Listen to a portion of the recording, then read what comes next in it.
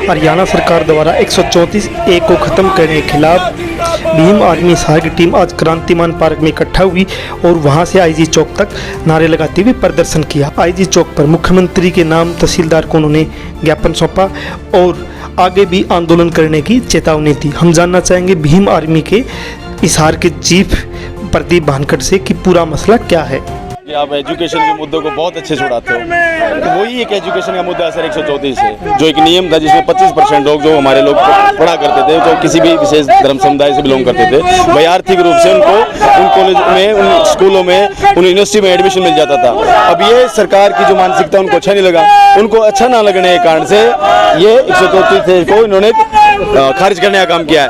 और जो खारिज करने का काम किया तो उसमें भीम आर्मी के जो लोग हैं और जो एजुकेटेड लोग हैं पीछे कैसे हट सकते हैं सर। अब ये इन लोगों को मानना पड़ेगा, 134 को बहाल करना पड़ेगा। जब तक वो बहाल नहीं करेंगे तब तक ये भीम आर्मी के लोग और दूसरे संगठन जैसे कि पीएसएफ संगठन है, डासपी संगठन है, जो एजुकेशन के ऊपर काम करते हैं, वो बिल्कुल इसके खिलाफ खड़े होंगे। और आज हम सिर्फ और सिर्फ अपना एक ज्ञापन देने के लिए आए हैं, ज्ञापन देंगे और उस ज्ञापन में हम मुख्यमंत्री, शिक्षा मंत्री को चेताना चाहते हैं या तो इस धारा 134 को वापस ले लो, नहीं तो भीम आर्मी के लोग ऊपर लेवल से बातचीत करके बहुत बड़ा प्रदर्शन करेंगे। 134 को जिस प्रकार से खत्म किया गया है इसके तहत बहुत ज्यादा ना मजदूरों के बच्चों का एडमिशन होते हैं, तो मजदूर का मतलब दलित है बहुमत में। हाँ। तो क्या सीधा सीधा सरकार का दलितों के खिलाफ कोई षड्यंत्र है? सर देखो, सरकार की मानसिकता महिला विरोध हो रही है, सरकार की मानसिकता दलित विरोध हो रही है, सरकार की मानसिकता ओबीसी विरोधी भी रही है।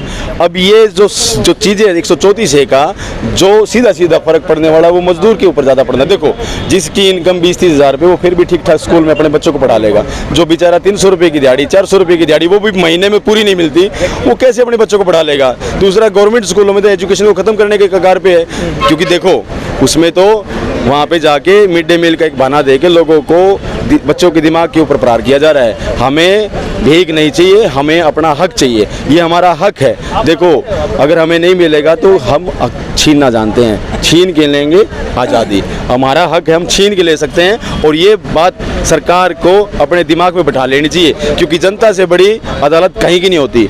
आप 24 घंटे पूरे दिन आप किसान आंदोलन में सक्रिय रहे हैं, आपने देखा है कि उन्होंने अपने आप को खड़े रखा और खड़े रखने के कारण से काले कानून वापस हुए।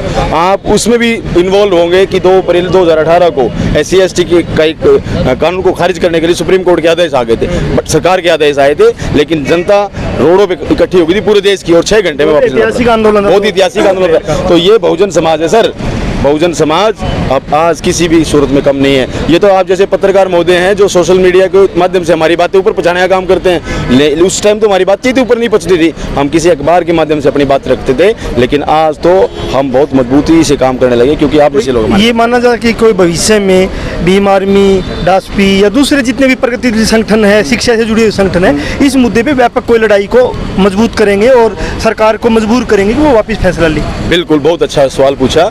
डासपी भी देखो एजुकेशन के ऊपर काम कर रही है, पीएसएफ भी एजुकेशन के ऊपर भी काम कर रही है, और बहुत सारे संगठन जो एजुकेशन के ऊपर काम कर रहे हैं। देखो, मेरी मानसिकता वो है कि सर एजुकेशन के ऊपर काम कर रहे हैं तो वो भी हमारे भाई और हमारे साथ में खड़ा होंगे। अगर उनकी कॉल होगी ना तो हम उनके साथ में बिल्कुल उनका समर्थन करने के लिए दोनों हाथ ऊपर उठा के उनके लिए तैयार हैं। आज हम किसी अपना व्यक्ति विशेष का मुद्दा तो लड़ नहीं रहे भीम आर्मी, ये समाज का मुद्दा है, ये समाज का मुद्दा, और समाज का मुद्दा है तो हम सारे एक मंच पे। समाज में भी जो हाशिए के सबसे लास्ट पायदान पे खड़ा है मजदूर, उसका मुद्दा है। देखिए सर, आज मजदूरों के आप हालात देख सकते हैं सर।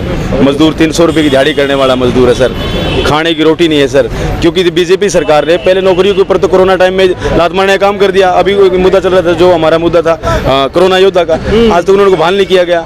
लेकिन आंगनबाड़ी के जो लोग थे उन्होंने भी एक बातचीत सोच ली थी कि हम जीत के रहेंगे, और वो जीते। इन लोगों ने भी बातचीत सोच ली कि हम जीत के रहेंगे और ये जीतेंगे। 134 लड़ने वाला व्यक्ति कभी हारता नहीं, ये कहना आपका? लड़ा के लोग लड़ते हैं सर, वो हारते कभी नहीं। भीम आर्मी के लोग हारते कभी नहीं सर, या तो जीतते हैं या वो सीखते हैं, हारते कभी नहीं है। या तो हम सीखते हैं या फिर जीतते हैं सर। तो हमारे साथ प्रदीप भानखड़ थे जो भीम आर्मी के यहाँ के चीफ है और लंबी ये लड़ाई लड़ते अलग अलग मुद्दों पे, और आज ये शिक्षा जो मुद्दा है इस लड़ाई को भी अंजाम तक पहुँचाएंगे। और हम आईजी चौक से बने हुए हैं भीम आर्मी के साथ, और आप भी शिक्षा के मुद्दे को जो सरकार ने 134A को ख़त्म किया है, ये सीधा सीधा मजदूर विरोधी, गरीब विरोधी और दलित विरोधी है। आप भी मजबूती से कहीं ना कहीं इसके खिलाफ आवाज़ बुलंद करोगे।